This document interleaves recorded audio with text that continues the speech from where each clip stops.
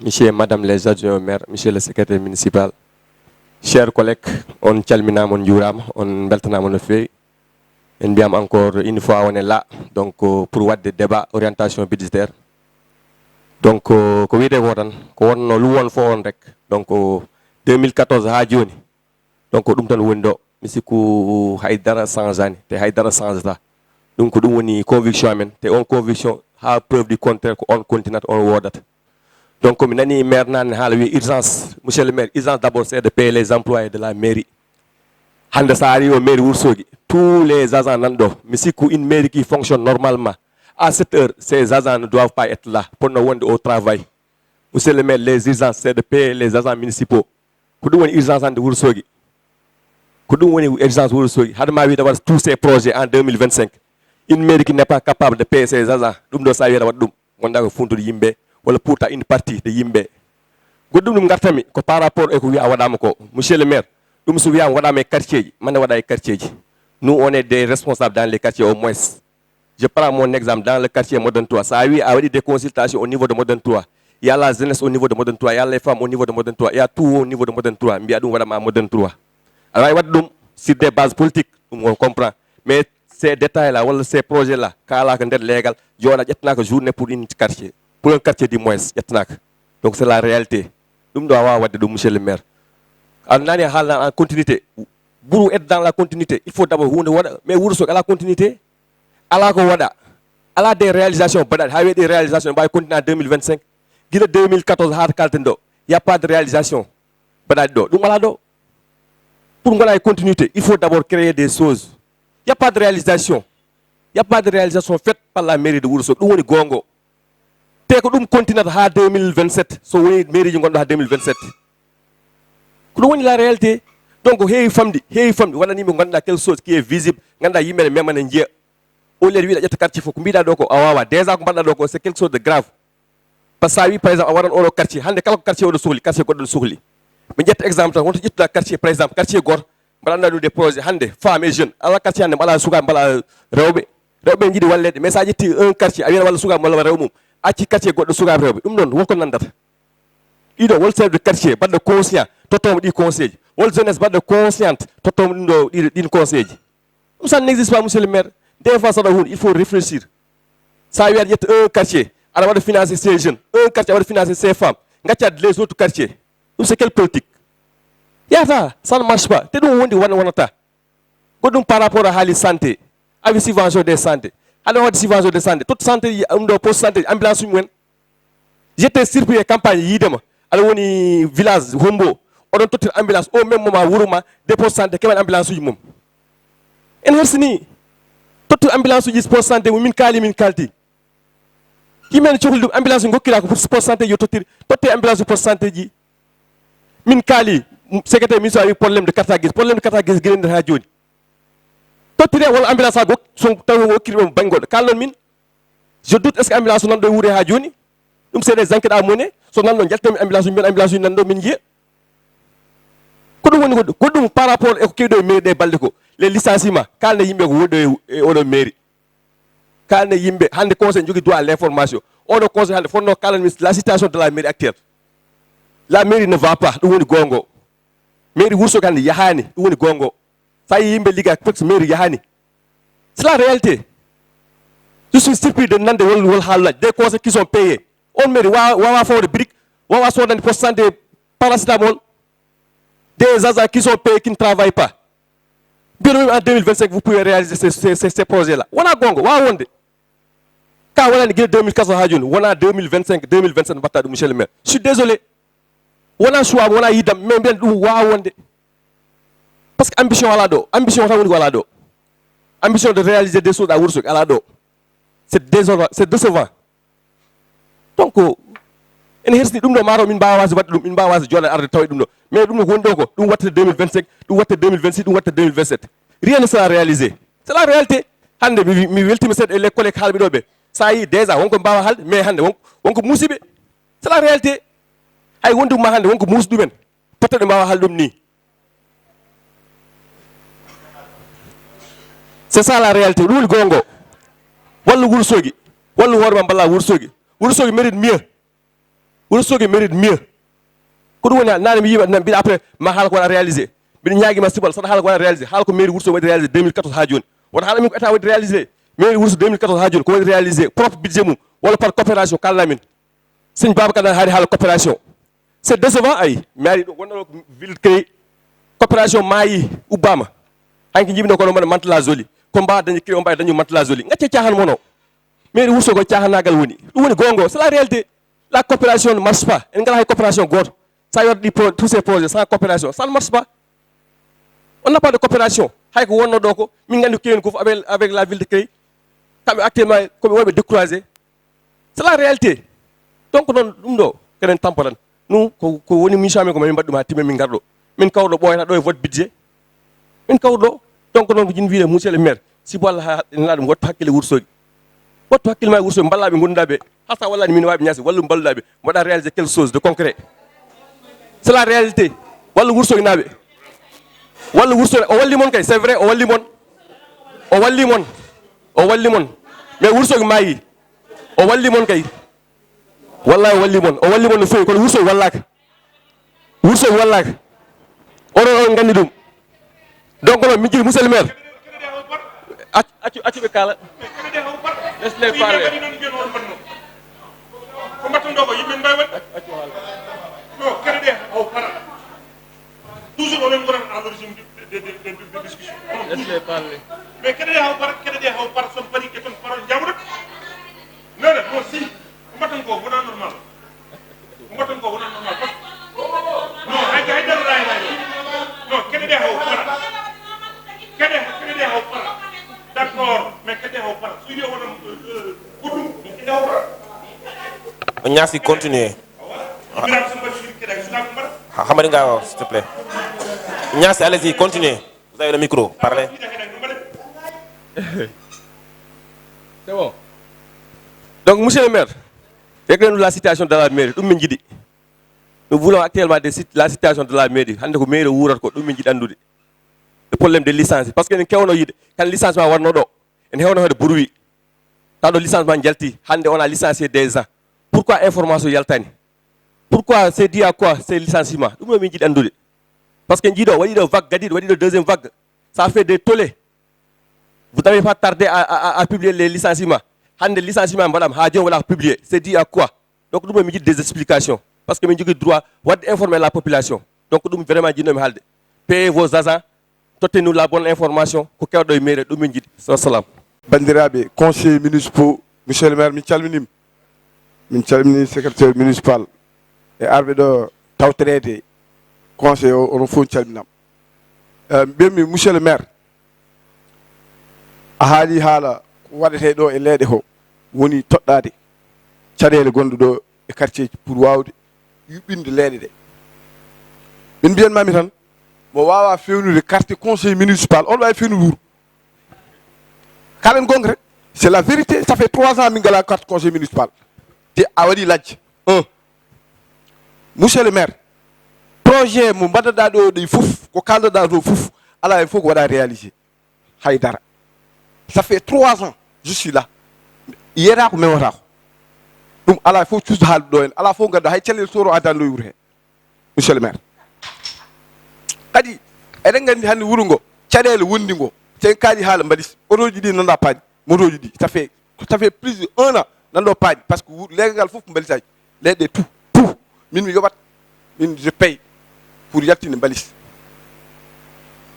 se kaali haala par rapport e fewnude ganduɗa hoorema stade municipal waɗama ɗo projet ɗo waɗa ko ɗo waɗa projet avec le CREI wiya ko 6 mois le secrétaire municipal 6 mois projet o ko waɗa déroulé to woni rien tous nada kadi en kaali haala gare routière e kaali haala salle de fête mais to woni y a rien te min pourtant nde mi votide kono noon hannde min wotta Moussa Bocar a hollanimi ɗo gandanɗa hoore ma ko mboɗo voranma non je dis la vérité non acce kam mi haala boy mi haaldani moɗon kedde kam mi haaldani moon kaldu koye monsieur le maire kanko woni maire kanko jogui gandanɗa contribuable Wourossogui 9 compétence ɗi kanko jogui ɗum onon ko conseil comme no min o ni on kettot kam tan il faut me respecter sinon mbawɗon yaade fof eɗen mbawi yaade mbimi monsieur le maire hannde mbimi an a darima ɗo henna mbiɗa yen ligguiɗo enen foof yen ligguiɗo mais à mais noon mbinoɗa conseil municipal cakkiri ɗo hen o mais pourtant kokka min jungo te a jogui laaɓi aɗa hirsi min wiyam holɗum ha ñande min gummi ɗo henna no jaami Souleymane Thiam o wi ko min keɓata par ce que min gotani budget o moni non par ce que wona jaam o yiili wona gon est ce que wona ko jaam o yiili wona ko jaam o wi jaam kay saɗa yiilo jaam kay a wiyata kay aɗa ɗeɗɗo neɗɗo e ɗum ɗo aɗa ɗeɗɗo neɗɗo ya hokku conseil ji ma ya wi conseil ɗum ɗo keɓata ala ko gonga walla wona gonga mimi le secrétaire municipal le plus nul ko Souleymane Thiam acce no ɓiɓi gaccen haala oh lolo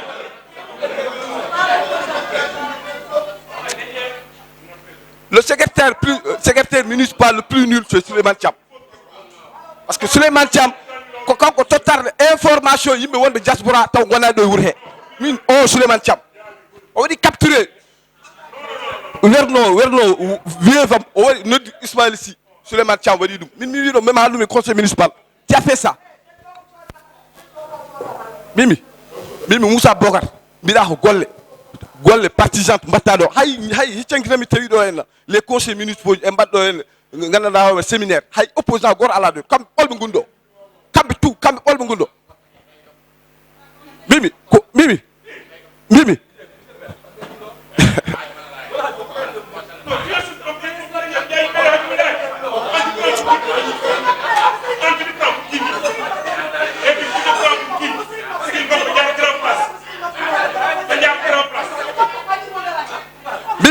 ala ko woni ɗo e mairie he komin mbaɗa hen impliqué meeɗa wadde jamais min meeɗa waɗen impliqué ko Kumba am day Kumba amul day so wiyama conseil municipal so woni ko minen ko équipe conseil municipal min goni eɓe mbaɗa avec partisan. merci Hammadi. Bon bandiraɓe mi salmini mi juurima vraiment ko adi foof ko wadde remercier monsieur le maire. Pourquoi remercier monsieur le maire par rapport surtout à l'approche participative que j'ai beaucoup aimé et vraiment une fois de plus c'est vrai mi tawaka quartier ɗi nodda les comités de quartier les relais communautaires les jeunes les femmes les délégués de quartier donc comité de nodda j'étais pas là certainement mais anda je ne peux pas dire que waɗama walla waɗaka par ce que mi tawaka mais quand même j'ai aimé cette approche parce que wuro ko rendi ene moƴƴi sene waɗe discuter entité ji wuro ɗi fof nodde jooɗo par ce que ɓen koɗe leegal ngal ko ɓen mbawi haalde ko leegal ngal sohlaji mum goƴaji mum c'est pourquoi je dis bien que pour commencer d'abord je vous félicite de cette approche parce que approche mo ganduɗa minen ko ɗum min jarata ko ɗum min gandi l'approche participative. Bon, comme on a dit, monsieur le maire, donc c'est au niveau de mon quartier. Mais effectivement, je peux donc dérouler ce que vous avez prévu là-bas. Winde 1, Winde 2. Winde 1, Winde 2, donc j'ai vu effectivement, j'ai vu réhabilitation de l'axe Carrefour, marché école 3. Réhabilitation, marié des femmes, est-ce qu'on va un pavage, ou talio, qu'est-ce que vous allez en faire? Parce que en réalité, il y a un tali, baba jibi autant. Tali hin hafudi ubadi, mbiden eren pewnu dum, ngoy manda men hawri. Njituden dum, ngasden dum. À un certain moment, finalement, jorta fewnaka. Quand on parle de réhabilitation, je veux savoir que réhabilitation, qu'est-ce que vous entendez par réhabilitation? Voilà. Soudoumeni, installation de collecte d'ordures. Effectivement, Winde Aladou. Éclairage public, c'est vrai, Winde, courant, mais Winde, Winde ne manque courant, ne fait. Population Winde tampi. Parce que Winde se tobi pame awawa yade Winde. Tout qui damar galla men hayal tan ma sorti galbam samana belen ayata. Une courant là. Donc je l'ai dit ici, mais une fois, deux fois, trois fois. e gueɗel gonguel ngel on rukku aussi so ndungu ari rewata ko par ce que ala sorti ko ndiyam ala hayto taaɓiɗa yana pas route barré totalement so ndungu ari mi haali ɗum goo ɗiɗi tati e ngol ɗon lawol oɗon secteur mbaɗa yiɗi o jeeye priorité ji mon pourquoi jeeye priorité ji men pavage o so aroyi vraiment mbaɗa ñaagui ɗon yo jeeye e priorité ji men courant o aussi o ɓeyde ko wona ɗum ko monsieur le maire lycée jeeya koye winde extension si je m'abuse Mango 2 donc mi yaha e Mango 2 winde e commadeji lycée sa ari ha lycée to haaɗi ɗo ɗon courant haaɗi emin jiiɗi caggal lycée o waɗe courant ko ɓuuri yawde d'ailleurs par ce que habité hoɗama carrément donc voilà baɗam o Djiby kam ne wawi settanarimi ko toon hoɗi min aussi pareillement voilà donc emin jiiɗi toon courant yetto toon extension autant min mbaɗi rencontré Djiby Dieng min e makko d'ailleurs Djiby nous avait promis ma waɗanmi leegal ngal fof extension mais il n'en est rien vraiment emin jiiɗi toon mbaɗon ɗum sorale extension toon nawe courant ko wona ɗum ko monsieur le maire mi gaynani de jaafoɗon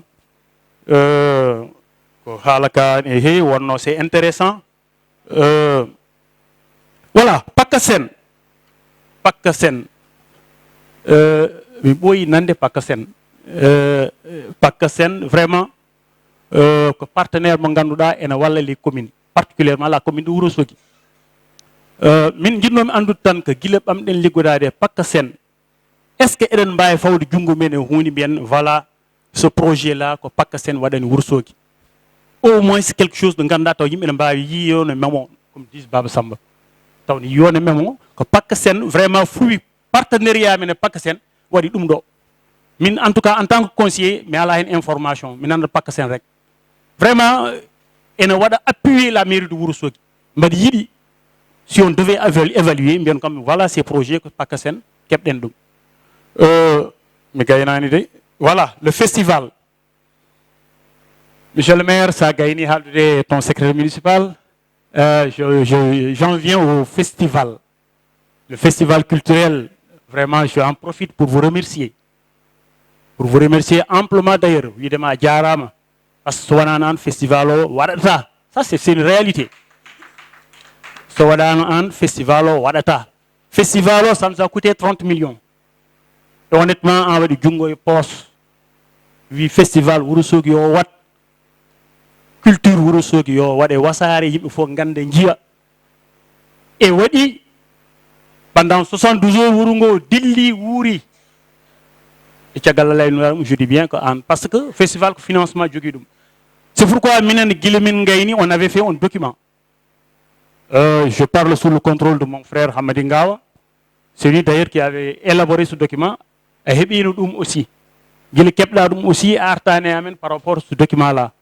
et dans le document aussi min mbino emin jiiɗi festival waɗe pérennisé manam chaque 2 ans festival o waɗa en mbino aussi dans le document comme que 30 millions weeɓani emin jiiɗi la mairie de Wourossogui waɗa prévoir dans son budget au moins une partie pour la culture chaque année au moins ne serait-ce que 10 millions réservé à la culture de Wourossogui maintenant en 2 ans on aura au moins 20 millions et on pourra vraiment penser au festival ko heddi ko ƴeene waɗira complété diaspora par ce que jagguino hen mais je dis bien une fois de plus festival o so wonani an wawano wande donc emin ñaagui budget ji paaɗi eko fayi sene waɗe élaboré waɗe sorale festival o c'est extrêmement important monsieur le maire jaafoɗon de mi gaynani de encore je reviens oui ko haalte ko ni heewi par ce que c'est important ko kalten ɗo ko Wourossogui il faut ƴetten tamen ndiyam mi artata hen salle des fêtes mi artata hen par ce que déjà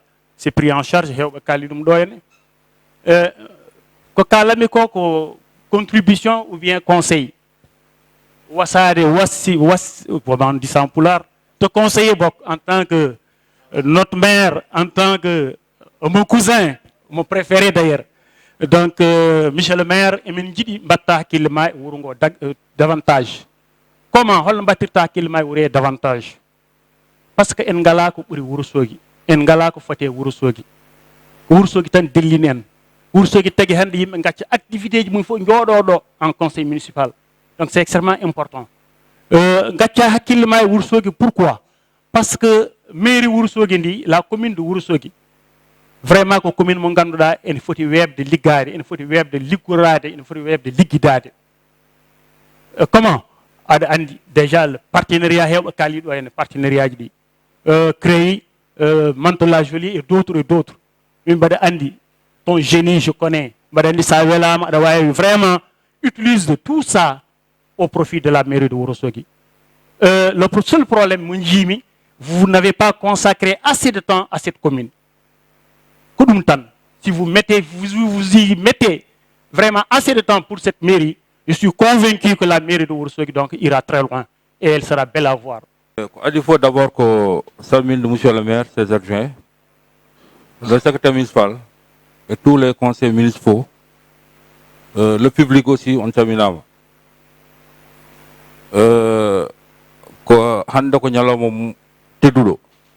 Par rapport au budget de 2025. Parce que quand on a un budget, on va émaner une discussion du conseil de la salle. Mon collègue Wilny, l'approche quand même a été très pertinente. Parce que c'est quitter de la base vers le sommet. C'est pour la population. Et la population a dit dans les quartiers. C'est pourquoi l'approche que le maire a utilisée et son équipe, approche de faille, toute approche aussi, elle va avoir des failles. C'est important. Parce que cette année, pour le budget 2025, on a choisi de faire une approche participative et inclusive. Voilà, ça avoir des manquements. Donc c'est quelque chose à noter pour que la prochaine fois, quand même, que tout le monde soit pris en compte dans cette approche. Pour éclaircir un peu par rapport à cette approche, il faut qu'il y ait pas une approche quartier qu'on va mettre dans le budget par quartier. C'est important qu'il y ait une approche pour recueillir des informations. Maintenant, toutes les informations par rapport au budget, parce que quand je prends le cas des femmes, maire Wiani dans chaque quartier, maison des femmes, maintenant, le problème des femmes, halam à moderne 3, halam moderne 4, halam à Elimadi, pour que le maire puisse prendre en compte ce problème des femmes. Parce que légal il est obligé de recenser ces problèmes. Maintenant, pour le au niveau du conseil municipal, et les conseillers par rapport à ça, ils vont prioriser maintenant les problèmes soulevés dans les quartiers. Mais on a vu que chaque légal, c'est-à-dire le maire, il ne prend pas le problème par quartier. C'est un problème global. C'est-à-dire pour les jeunes, quand le légal, tous les jeunes ont un problème d'espace par exemple. C'est-à-dire dans le quartier, il y a un espace que les jeunes peuvent utiliser, ils le donnent. C'est ça, on a pour comprendre. On a approché le problème dans le budget. Je me réjouis aussi des actions que le maire a faites dans le domaine de l'éducation. Parce que aussi, avoir de développer Wourouma sans passer par l'éducation. Ça, c'est important. Il faut que les gens le sachent. Mais je préfère qu'il injecte des millions et des millions dans ce secteur. Par approche qu'il a commencé à faire, comme à construire des salles de classe, à réfectionner des écoles. Et aussi, je le félicite par rapport quand même, cette année, on a quand même eu une subvention très consistante. Comme je tiens à le dire. Par toutes les écoles ont reçu le fondé scolaire, vraiment, d'une manière vraiment en tout cas, on était vraiment content de ce budget-là. Ça a pris en compte tous les problèmes des écoles. On a reçu des rames de papier et je crois cette année, nous n'aurons pas de problème par rapport aux essais, nous n'aurons pas de problème par rapport aux évaluations. Parce que chaque essai, on dépensait plus de 200 à 300 000 pour seulement faire des photocopies. Et le maire a réglé ce problème. C'est à saluer. Donc, ce pays aussi, dans le domaine de la santé, on a les postes.